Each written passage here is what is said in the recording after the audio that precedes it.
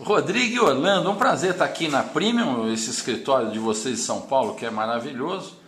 E eu queria aproveitar a presença dos dois aqui para saber de vocês essa postura que vocês têm, que eu particularmente admiro bastante, de não ter tantas concessões, não ficar construindo adega, dar vinho consignado, comissão por fora para sommelier, esses vícios todos que o comércio tem e que, enfim, são práticas correntes.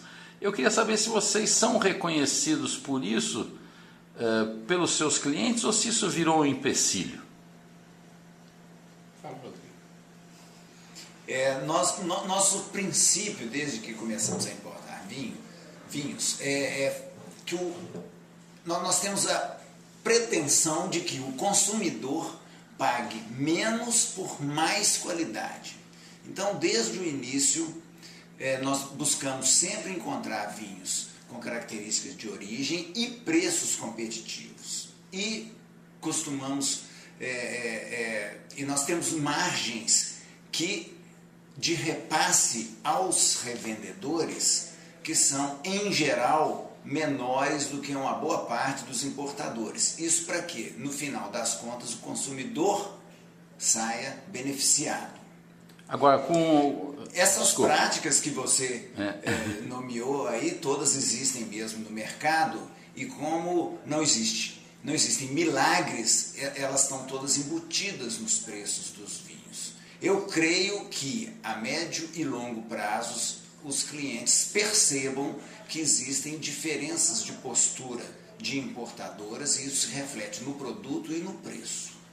Agora, Rodrigo, você no caso dos clientes restaurantes, você sente dificuldade em aumentar a sua base de clientes e tal em função dessas práticas, ou encontra bastante gente que privilegia essa qualidade com preço? Dificuldades a gente encontra o tempo todo. O comércio de vinhos é muito competitivo, a cada ano surgem novos importadores, o Brasil tem uma profusão de rótulos muito impressionante.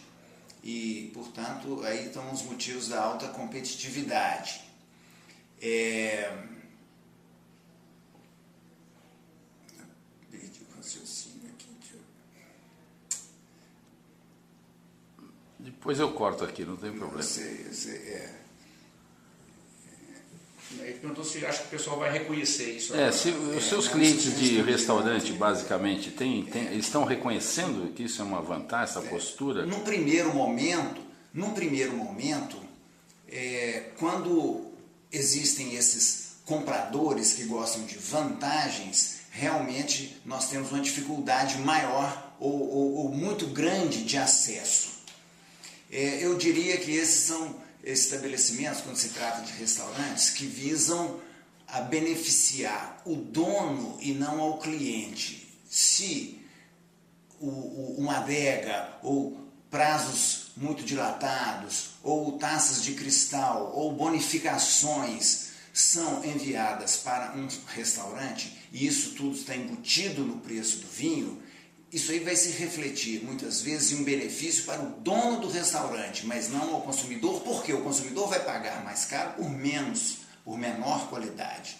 Então a gente, claro, tem que buscar clientes que estejam sintonizados com uma filosofia semelhante a essa nossa. Benefícios são para o consumidor, antes de tudo. Maravilha, obrigado, hein? Isso gera resultado de longo prazo para o restaurante, né? Sem dúvida alguma. Hoje você tem restaurantes, vamos dizer, de dois tipos. Você tem o restaurante com alma e o restaurante sem alma. O restaurante sem alma cada vez é mais frequente. É aquele que é produto de um grupo de investidores que não tem nada com o setor, não tem vivência do setor e que quer resultado de curto prazo. Esse tipo de restaurante nós temos uma dificuldade enorme de entrar nesse tipo de restaurante. E eu acho que o cliente também acaba privilegiando os lugares mais apaixonados, mais autênticos, que são os que têm essa outra postura. Né? Os lugares sem alma normalmente só vão uma vez. Eu estou vendo aqui uma série de rótulos de sub-regiões de Bordeaux. Você me conta um pouquinho. A Premium está tentando trazer coisas de melhor relação qualidade-preço de Bordeaux. Tá tendo um movimento de Bordeaux nesse momento, né? Existe um grande número de críticos, comentaristas internacionais que consideram Bordeaux como uma fonte excepcional de vinhos de boa relação custo-qualidade.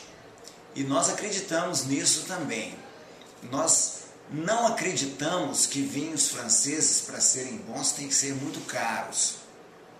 E conhecendo bastante bem a região de Bordeaux, nós fomos às principais sub-regiões de Bordeaux identificar vinhos de muito boa qualidade, mas em um degrau abaixo dos Grand Cru Classé, que hoje atingiram níveis de preço excepcionais e são dedicados a um público muito restrito. E o galope é muito grande, o tombo de uma fatia para outra deve ser excepcional, né? Sem dúvida, a variação de preço é muito grande.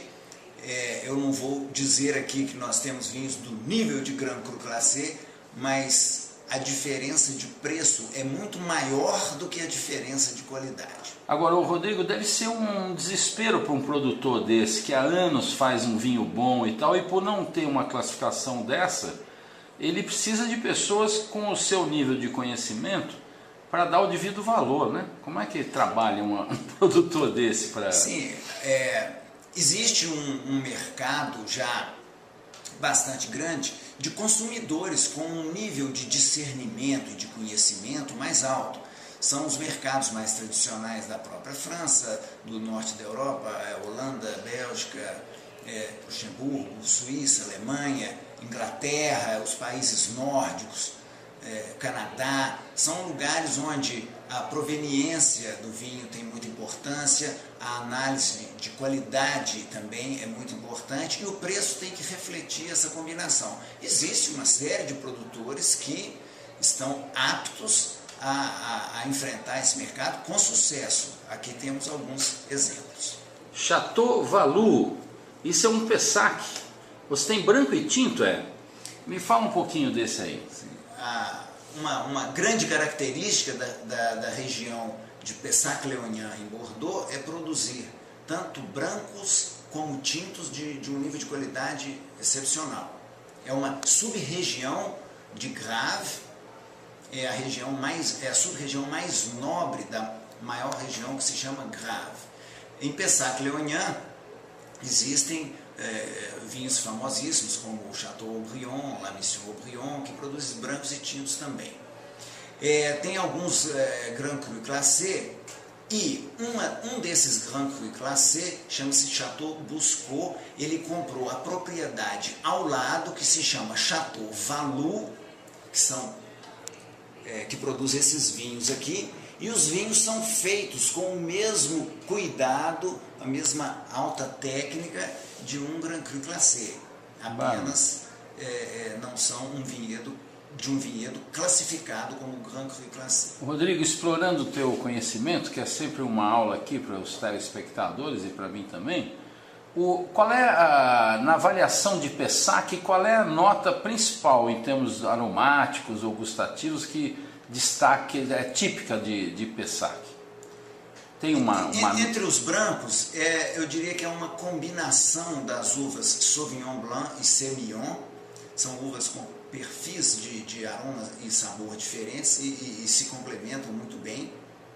E essas uvas são, em geral, o mosto delas é fermentado em barricas de carvalho, onde permanecem por alguns meses. Então, essa seria uma das características, seriam algumas das características dos brancos da região. Quanto aos tintos, eles também têm um caráter próprio. São vinhos que, em geral, têm uma combinação quase 50% de cada, de Cabernet Sauvignon e de Merlot. Eles têm, então, a acidez, os taninos mais presentes do Cabernet Sauvignon e um frutado do mais potente do Merlot. Mas, nessa região, eles produzem vinhos que têm uma terrosidade, uns aromas que levam a folhas de tabaco ou charuto, que são bastante característicos e dão um caráter peculiar a esses vinhos. Chateau do Maine, esse é um Saint-Estèphe. Fala um pouquinho para a gente de Saint-Estèphe, Rodrigo. Saint-Estèphe é uma sub-região do Médoc, uma das mais conhecidas. Talvez não seja tão nobre quanto suas vizinhas Margaux, Saint-Julien e Pauillac, mas é uma região que tem um potencial muito bom e tem grandes vinhos. Talvez os dois maiores são dois Super Second, Cos d'Estournel e Chateau Montrose. Nessa sub-região de Saint-Estèphe, os vinhos têm uma característica peculiar. São vinhos que têm um conteúdo de taninos, um volume de taninos maior e um frutado um pouco menor do que os seus vizinhos de Saint-Julien. É coisa de terroir isso. É uma coisa de terroir e isso dá um caráter particular aos vinhos. Muita gente gosta de vinhos ligeiramente mais tânicos e um pouco menos frutado.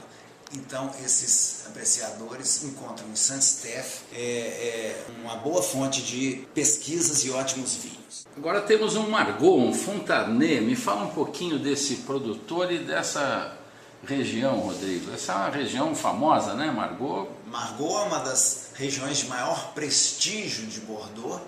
Está no centro da região produtora mais nobre do Médoc. E é uma região que tem um chateau, que tem o próprio nome da região, que é um dos vinhos de maior prestígio do mundo. Tem diversos Grand Cru Classés na sub-região de Margaux. Um desses é o Chateau d'Esmirail. O Chateau d'Esmirail produz também um vinho chamado Chateau Fontarnais, que é esse aqui.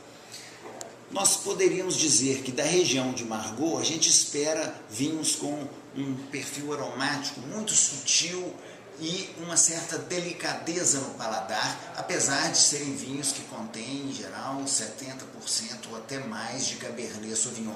Assim, eles se diferem dos seus vizinhos, Saint-Julien e Pauillac, por serem mais delicados.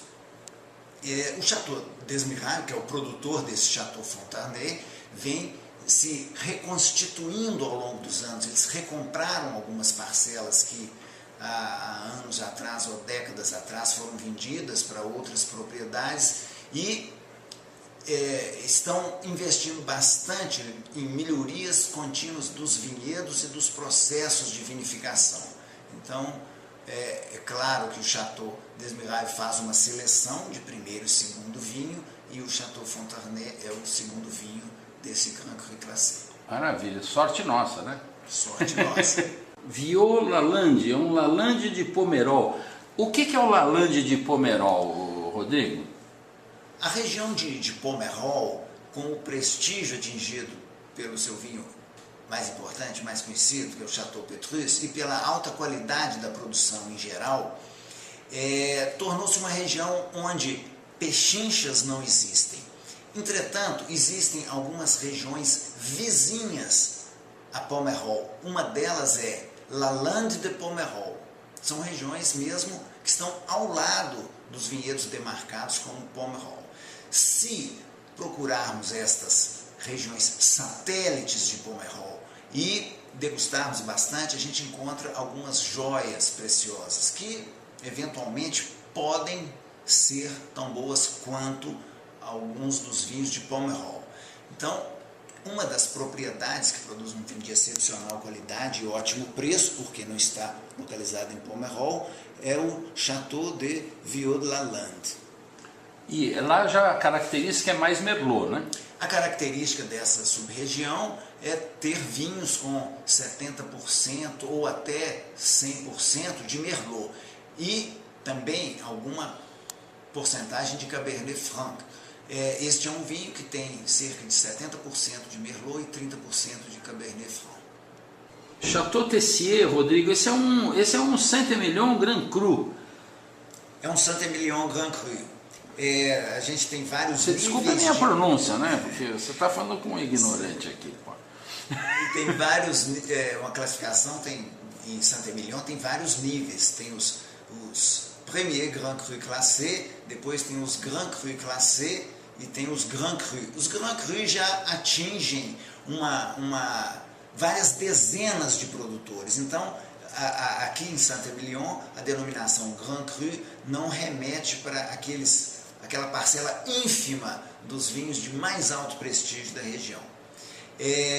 A gente encontra então entre os Grand Cru de Saint-Émilion excelentes vinhos, muito bem elaborados, como esse aqui, Chateau Tessier, foi comprado há menos de 20 anos atrás, não estava em boas condições, nem o Chateau, nem os seus vinhedos, e há cerca de 15 anos vem recebendo investimentos contínuos de um inglês, Jonathan Malthus, que produz alguns dos melhores vinhos de Saint-Émilion e mora no Chateau Tessier, recuperou os vinhedos e faz esse vinho de muito alta qualidade. Esse também é a predominância de Merlot, né? Esse vinho tem a predominância de Merlot também, como é normal em Saint-Émilion, e a outra porcentagem importante é de Cabernet Franc.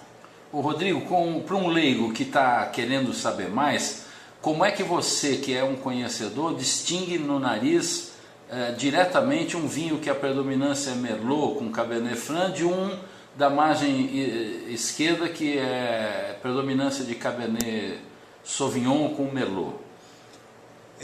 Basicamente, não precisa ser assim muito detalhista, mas no primeiro impacto que você pega e fala, isso aqui é Saint-Émilion. O primeiro impacto, talvez, dos vinhos da margem esquerda do Medoc, venha um pouco de caixa de charuto, que é um aroma assim perceptível na maior parte desses vinhos. Já do lado de cá, em Saint-Émilion ou Pomerol, o perfil é um pouquinho diferente, tem alguma coisa de folhas verdes que é dado pelo Cabernet Franc, e tem o Merlot dessa região, que tem características bem singulares comparadas com outros Merlot. Eles têm um perfil de fruta mais vermelha, de ameixas frescas, e sendo que em muitos outros lugares do mundo o Merlot tem um perfil de uma fruta mais madura um pouco. Eu acho que esse perfil de frutas mais vermelhas e ameixas frescas é que dá a esses vinhos a enorme elegância e o enorme prestígio que eles têm. Obrigado, Rodrigo.